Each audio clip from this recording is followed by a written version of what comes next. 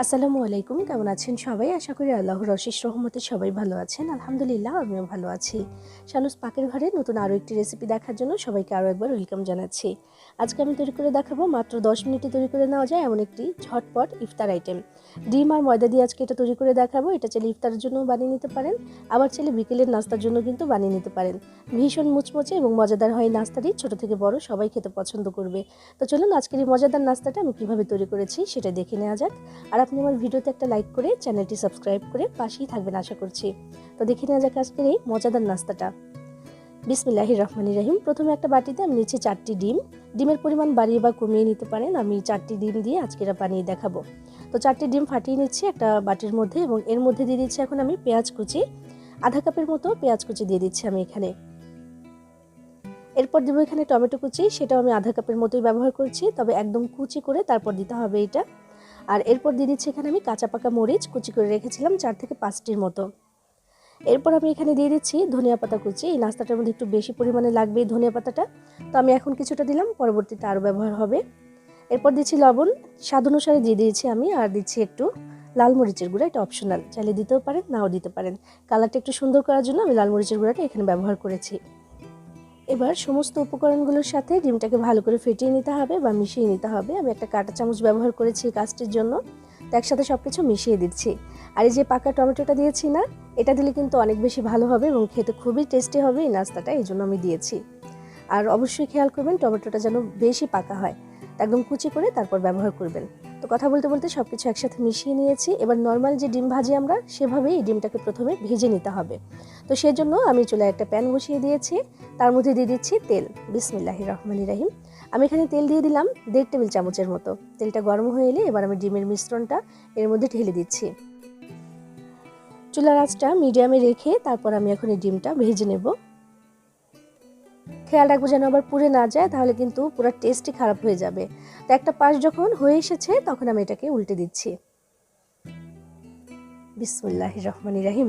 তো এটাকে আমি উল্টে দিলাম, দেওয়ার পরে এই পাশটাও সুন্দর করে আমি একটু ভেজে নেব। ভেজে তারপর তুলে রাখছি ডিমটাকে। আর একটু ঠান্ডা করে নিতে হবে, যেহেতু আমি এখন এটাকে কাটবো তাই একটু ঠান্ডা হতে দিতে হবে। তো হয়ে গেছে, নামিয়ে নিচ্ছি আমি আমাদের ডিমটা। এই পাশটা কিন্তু হয়ে গেছে মাশাআল্লাহ। তো নামিয়ে নিচ্ছি আমি এটাকে।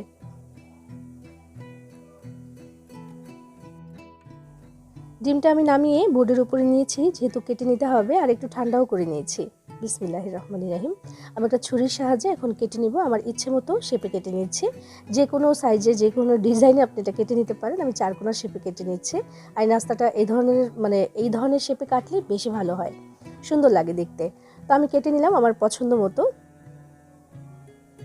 ডিমটার সাথে যেহেতু বেশি করে পেঁয়াজ দিয়েছিলাম, আবার একটু টমেটো দিয়েছি, তো সেজন্য কিন্তু একটু সাইজেও বড় হয়েছে ভাজার পরে। আর এমনিতে তো ফুলবেই, ডিমের যে কোনো নাস্তা হোক বা ডিম ভাজি হোক একটু তো ফুলবেই।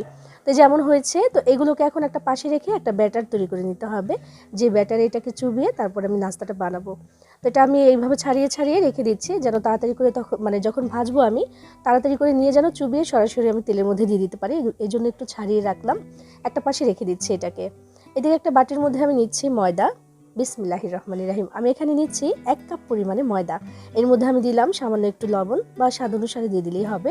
আধা চামচ জিরার গুঁড়া, আধা চামচ ধনিয়া গুঁড়া, 1 চিমটি পরিমাণের একটু বেশি দিয়েছি হলুদের গুঁড়া, এটা একটু কালারের জন্য দিয়েছি। আর আধা চামচ লাল মরিচের গুঁড়া, আধা চামচ চিলি ফ্লেক্স দিয়ে এবার যে শুকনো উপকরণগুলো দিলাম সব কিছু একসাথে আমি একটু মিশিয়ে নিচ্ছি। মেশানো হয়ে গেলে এবার অল্প অল্প করে পানি দিয়ে আমি একটা ব্যাটার তৈরি করে নিব। এখানে পানিটা একটু বুঝে শুনে অল্প অল্প করে দিতে হবে, তাই একবারে দিয়ে দিচ্ছি না। আমি দেখছি বা দেখিয়ে দিচ্ছি আপনাদেরকে যে কতটুকু লাগবে পানি। 1 কাপ ময়দার সাথে কিন্তু ধীরে ধীরে আমি 1 কাপ পানি যে পুরোপুরি দিয়ে দিয়েছি, এবং তারপরে আমি আরও 2 টেবিল চামচ পরিমাণে পানি এখানে ব্যবহার করব।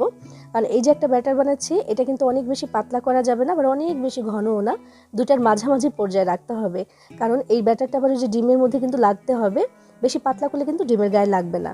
তো সেই হিসেব করে কিন্তু ব্যাটারটা তৈরি করে নিতে হবে।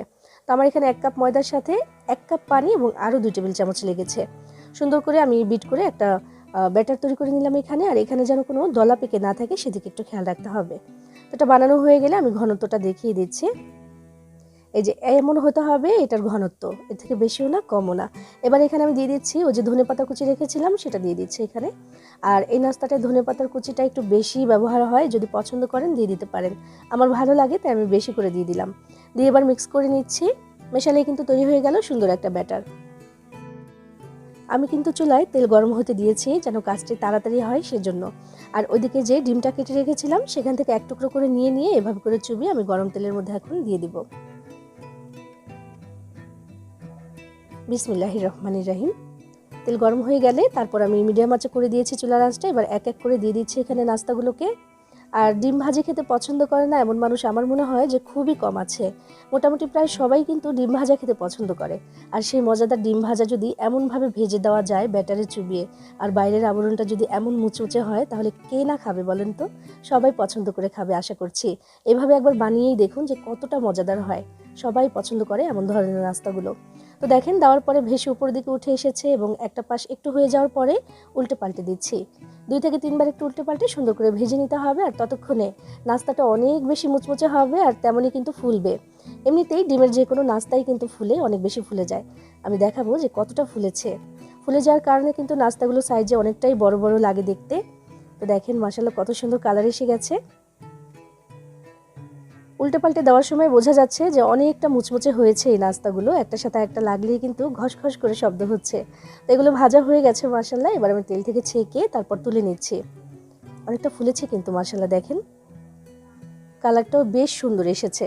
তো আমি বাকি যে নাস্তাগুলো আছে সেগুলোকে এখন ভাজবো, ভেজে তারপর দেখাচ্ছি ফাইনাল লুকটা কেমন হলো।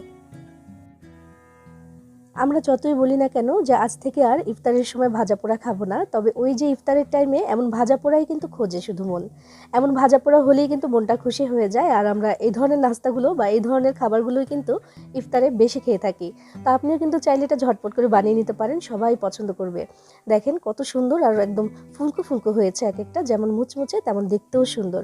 তো একটা ভেঙে তারপর আমি দেখাই যে ভেতরটা কেমন হয়েছে। মাশাআল্লাহ দেখেন কতটা সুন্দর হয়েছে না? বানিয়ে খেয়ে দেখবেন, ভালো লাগবে ইনশাআল্লাহ। সবাই ভালো থাকবেন, সবার জন্য সবাই দোয়া করবেন। আল্লাহ হাফেজ।